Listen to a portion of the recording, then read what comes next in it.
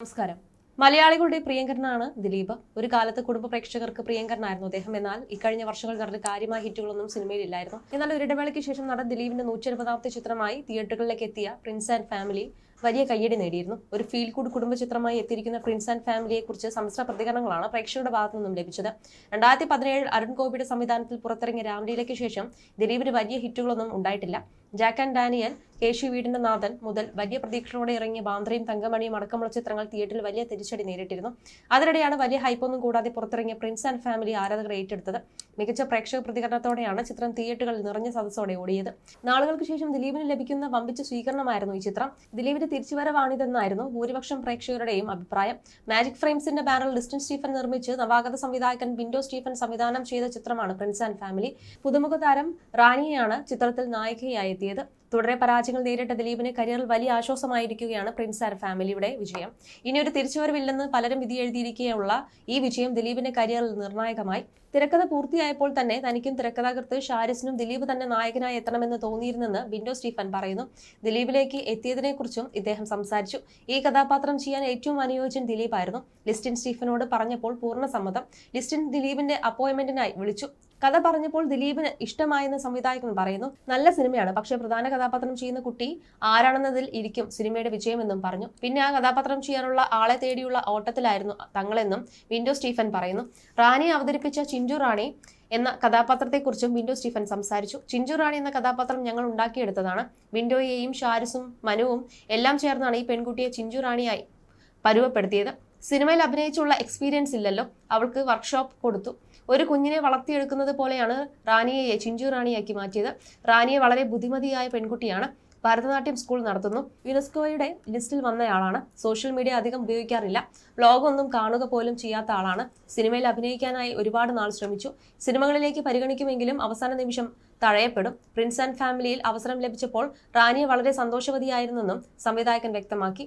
റാണിയുടെ അഭിനയം കണ്ട് ഓവറായി എന്ന് ആരെങ്കിലും പറഞ്ഞാൽ അവരോട് പറയാനുള്ളത് എനിക്ക് വേണ്ടത് അത്രയും ഓവറായിട്ടായിരുന്നു എന്നാണ്. എല്ലാവർക്കും ഇഷ്ടപ്പെടുന്ന പ്രസന്നമായ മുഖഭാവം റാണിക്കുണ്ട്. ഡാൻസർ ആയതുകൊണ്ട് ഡാൻസ് രംഗങ്ങൾ തകർത്ത് അഭിനയിച്ചു. എന്റെ പ്രതീക്ഷകൾക്കും അപ്പുറം റാണിയെ കഥാപാത്രത്തെ മികച്ചതാക്കിയെന്നും വിൻഡോ സ്റ്റീഫൻ പറഞ്ഞു. അതേസമയം ഈ ചിത്രത്തിന്റെ പ്രൊമോഷൻ പരിപാടികൾക്കിടെ നിർമ്മാതാവ് ലിസ്റ്റൻ സ്റ്റീഫൻ പറഞ്ഞ വാക്കുകളും വൈറലായിരുന്നു. ദിലീപേട്ടനുമായി ആദ്യമായി സഹകരിക്കുന്ന സിനിമയാണിത്. പക്ഷെ നമ്മളൊരു സിനിമ എടുക്കുമ്പോൾ നിർമ്മാതാവിനെ സംബന്ധിച്ച് റിസ്ക് ആണ്. എല്ലാവർക്കും നല്ല സമയമുണ്ട്, മോശം സമയമുണ്ട്. ദിലീപേട്ടന്റെ മോശം സമയത്തിലൂടെയാണ് അദ്ദേഹം കടന്നു പോകുന്നത്. അത് മറച്ചു വെക്കേണ്ട കാര്യമില്ല, എല്ലാവർക്കും അറിയുന്നതാണ്. ആ സമയത്താണ് ഞാൻ ഈ സിനിമ ചെയ്യുന്നത്. ഞാൻ എന്തിന് ഈ സിനിമ ചെയ്യുന്നുവെന്ന് ഒത്തിരി പേർ ചോദിച്ചു. മലയാളത്തിൽ വേറെ ഹീറോ ഇല്ലാത്തത് കൊണ്ടാണോ എന്ന് വരെ ചോദിച്ചു. പക്ഷെ ഞാൻ എടുത്തത് എന്നെ ഒരുപാട് ചിരിപ്പിച്ച ഹീറോയെ വെച്ചാണ്. കുറ്റം ചെയ്തെന്ന് തെളിയിക്കുന്നത് വരെ ഒരാൾ കുറ്റാരോപിതൻ മാത്രമായിരിക്കുമെന്ന് ഞാൻ വിശ്വസിക്കുന്നു. അതായിരുന്നു എന്റെ ധൈര്യം. ഈ സബ്ജക്റ്റിലുള്ള ധൈര്യം ഇത് ദിലീപേട്ടൻ ചെയ്താൽ മാത്രമാണ് ഈ സിനിമ തിയേറ്ററിൽ വർക്കാകൂ എന്നതുകൊണ്ടാണ് ഞങ്ങൾ ദിലീപേട്ടൻ്റെ അടുത്തെത്തിയത്.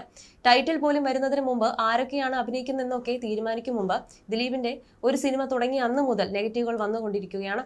ഇതെന്താണ് ഇങ്ങനെ നെഗറ്റീവ് വരുന്നതെന്ന് ഞാൻ ദിലീപേട്ടനോട് ചോദിച്ചിരുന്നു. ലിസ്റ്റിന് ആദ്യമായിട്ടല്ലേ എന്നെ വെച്ച് സിനിമ ചെയ്യുന്നത്, അതാണ്. കുറച്ച് കഴിയുമ്പോൾ മനസ്സിലാകും. ഞാനിത് കുറെ നാളുകളായി ശീലിച്ചിരിക്കുകയാണെന്നാണ് അദ്ദേഹം പറഞ്ഞത്.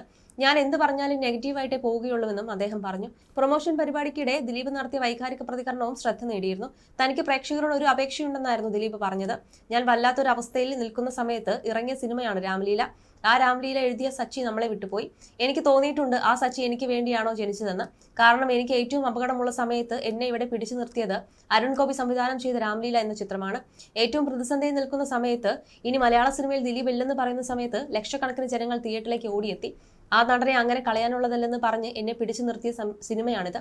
അതുപോലെയാണ് പ്രിൻസ് ആൻഡ് ഫാമിലിയും. പിന്നെ ഒരു അപേക്ഷയുണ്ട്, അത് നിങ്ങൾക്ക് എങ്ങനെ വേണമെങ്കിലും എടുക്കാം. വർഷങ്ങൾക്ക് മുൻപ് എന്നെ അടിച്ചിടാൻ കൂടെ നിന്നവരല്ലേ, ഒന്ന് എഴുന്നേറ്റ് നിൽക്കാൻ ശ്രമിക്കുമ്പോൾ ഒന്ന് കൂടെ നിന്നൂടെ. എല്ലാവരുടെയും അനുഗ്രഹവും പ്രാർത്ഥനകളും സഹായങ്ങളും പ്രതീക്ഷിക്കുന്നു എന്നായിരുന്നു ദിലീപ് പറഞ്ഞിരുന്നത്. അടുത്തിടെ ഈ ചിത്രത്തെക്കുറിച്ച് ശാന്തിവിള ദിനേശ് പറഞ്ഞ കാര്യങ്ങളും വൈറലായിരുന്നു.